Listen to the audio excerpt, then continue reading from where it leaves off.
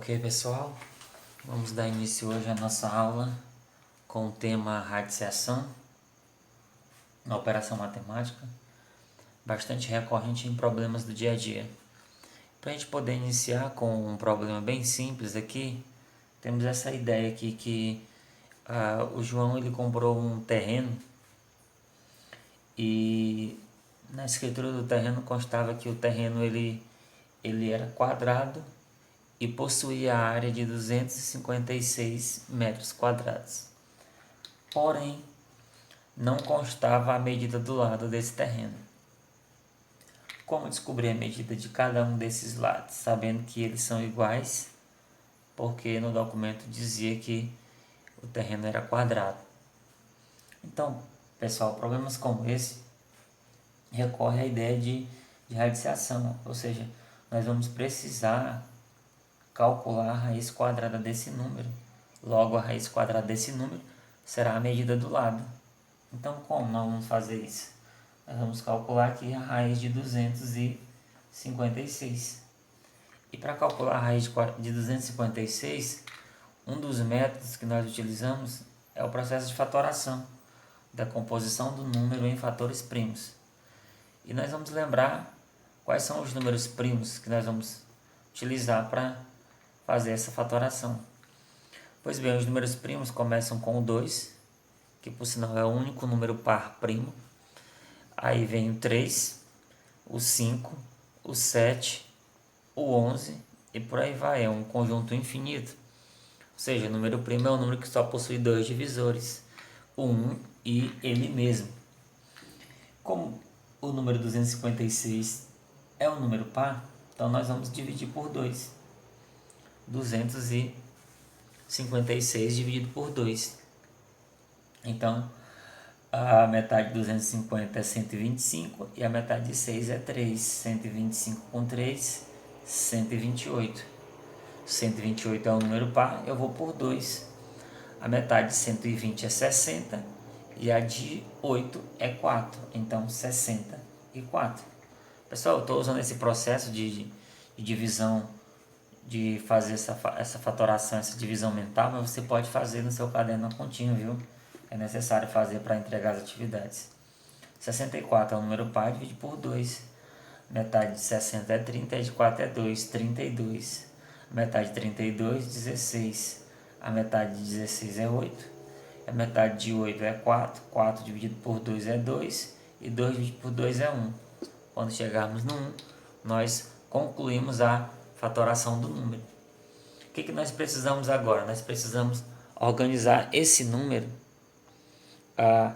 em fatores de acordo com o índice da raiz.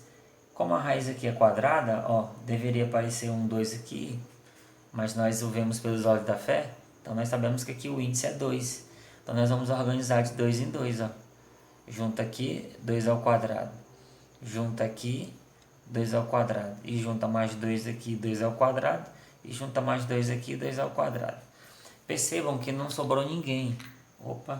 Então, se não sobrou ninguém, nós vamos ter uma raiz exata. Então, esses valores aqui nós vamos colocando dentro do radical. 2 ao quadrado, vezes 2 ao quadrado, vezes 2 ao quadrado, vezes 2 ao quadrado. O que ocorre agora? Como nós sabemos que o índice é 2, nós vamos cortar o índice pelos expoentes. E os números aqui eles ficam livres, eles vão sair multiplicando de dentro do radical. Desta forma, 2 vezes 2 é 4, 4 vezes 2 é 8, e 8 vezes 2 é 16. Então, a raiz quadrada de 256 é 16. Logo, a medida do lado do terreno do seu João é 16 metros. Ok, pessoal? Então, essa é a ideia que nós vamos trabalhar na aula de hoje para cálculo de raízes.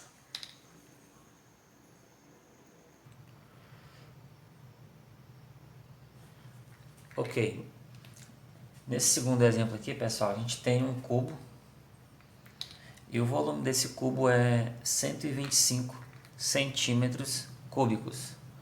Ou seja, nosso objetivo é descobrir qual é o valor de cada uma dessas arestas aqui, sendo que são todas de mesma medida. Então, nesse exemplo aqui, nós precisamos calcular a raiz cúbica de 125. Observe agora que já aparece o índice. A partir do 3 já aparece o índice. Então, o processo que nós vamos usar é o mesmo. Vamos pegar o 125 e vamos fatorar em números primos. Então, o primeiro primo é o 2, não dá, porque 125 ele é ímpar, obviamente não dá. Eu tentaria por 3, para lembrar a regrinha, pessoal. Ó. Qual é a regra que o número é divisível por 3? Basta somar os algarismos. Eu somo 1 mais 2 mais 5. Está dando quanto?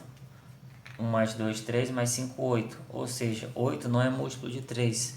125 não divide por 3. E nós sabemos uma regra mais comum, que é a regra do 5. Qualquer número que termina em 0 ou 5 divide por 5. Então, 125 é divisível por 5, que vai dar 25. E 25 dividido por 5 dá 5.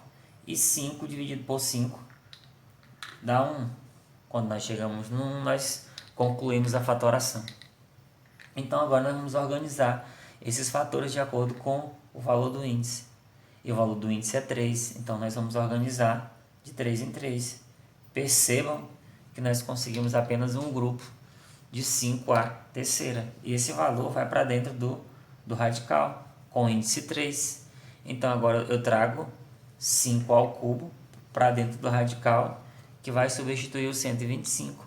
Logo, agora eu vou cortar o índice pelo expoente e o número que está aqui ele vai sair livre. Ou seja, a raiz cúbica de 125 é exatamente igual a 5. Ou seja, qual é o valor da aresta desse cubo? 5 centímetros. Lembrando que a aresta é cada um desses lados aqui, dessa figura cúbica, desse sólido. Ok? Então vamos lá. Continuando com os exemplos de radiciação, temos aqui exemplos bem simples. Letra A, raiz quadrada de 16. Para valores assim tão pequenos, raiz de 16, raiz de 25, raiz de 36, eu acredito que não seja necessário fazer a fatoração, fatorar o 16 para descobrir qual é a raiz quadrada de 16. Mas se você tiver dificuldade, você vem e fatora aqui, ó, por 2, que dá 8, por 2, que dá 4, por 2, que dá 2, por 2, que dá 1. Aí você continua fazendo a organização aqui, mas você também pode fazer o cálculo mental. Que número multiplicado por ele mesmo vai dar 16. Você vai encontrar o número 4. Que número multiplicado por ele mesmo vai dar 25. Você vai encontrar o número 5. E que número multiplicado por ele mesmo vai dar 36. Você vai encontrar o 6. Pessoal, raízes exatas, às vezes nós conseguimos descobrir o valor apenas multiplicando um número por ele mesmo até encontrar o valor raiz. Mas exemplo aqui como a letra E e F, nós não temos valores, números naturais que multiplicados por ele mesmo resulta em 72, ou um número multiplicado por ele mesmo que resulta em 80. Nós temos que a raiz quadrada de 81, olha só, é 9. Mas e qual é a raiz quadrada de 80? Então, para casos como a letra E e a letra F, que nós precisamos fazer domínio da fatoração prima para descobrir os valores de raízes não exatas, as raízes que não são exatas. E é o que nós vamos continuar agora. Nós vamos fazer a fatoração para descobrir qual é a raiz de 80. Então nós vamos aqui, ó, usar esse espaço aqui e nós vamos fatorar o 80. Olha só, 80 dividido por 2 que dá 40. 40 dividido por 2 que dá 20. 20 dividido por 2 que dá 10. E 10 dividido por 2 que dá 5. Logo, o 5 só divide por ele mesmo que dá 1. Chegou no 1, nós descobrimos, nós concluímos a fatoração prima do 80. E nós vamos agora organizar de acordo com o índice. Qual é o índice do 80? Aqui, ó, da raiz é 2, então nós vamos organizar de 2 em 2. Então, nós vamos organizar 2 ao quadrado, 2 ao quadrado. Perceba aqui que o 5 ficou só.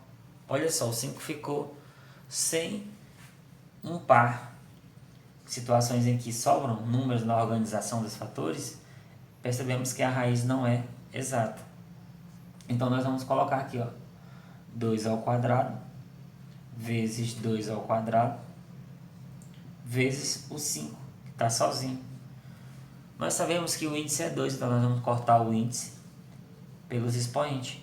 Quem teve o expoente cortado, aqui ó, o 2 pelo 2, vem para fora do radical, multiplicando. 2 vezes 2 dá 4. E o 5, que não teve o número, o seu expoente aqui, ó, que aqui é 1, cortado, vai permanecer dentro do radical. Ou seja, a raiz quadrada de 5, perdão, a raiz de 80, a raiz quadrada de 80 é igual a 4 raiz de 5. Ok? A radiciação ela pode ser escrita também como uma operação inversa. Operação inversa da potenciação. Veja o exemplo. A raiz quadrada de 16 é igual a 4, porque o 4 ao quadrado resulta em 16. A raiz quadrada de 81 é igual a 9, porque o 9 ao quadrado resulta em 81. Então, as operações de radiciação e potenciação são operações inversas, assim como as operações de adição e subtração, as operações de multiplicação e divisão. Ok? Como acabamos de ver, potenciação e radiciação são operações inversas. Nesse último tópico da aula de hoje, nós vamos ver potenciação com expoente fracionário. Como nós vamos resolver 9, por exemplo, elevado a 1 meio. Ou seja, eu tenho uma potência em que o meu expoente é uma fração. Então, nós vamos transformar essa potenciação em uma radiciação. Ou seja, o 9, que é a base da potência, ele passa a ser o radicão, o radicando, o número que vai ficar inserido dentro do radical. E nós temos aqui dois números, nós temos o numerador e o denominador da fração. Veja bem, vamos entender a seguinte comparação. Eu tenho o número de cima e o de baixo. Fazendo um paralelo, nós podemos entender por duas maneiras. Quando você tira uma nota boa, você estudou bastante, você está bem focado no assunto, é porque você estava por dentro do assunto. Se você tira uma nota boa, é porque você estava por dentro do assunto. E quando você tira uma nota ruim na sua prova, é porque você estava por fora do assunto. Então, nós fazendo esse paralelo, se você tirou uma nota boa, é porque você estava por dentro do assunto.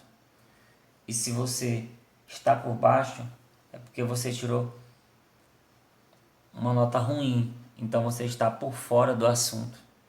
Então, quando nós escrevemos 9 elevado a 1 meio, na verdade é a mesma coisa de escrever a raiz quadrada de 9.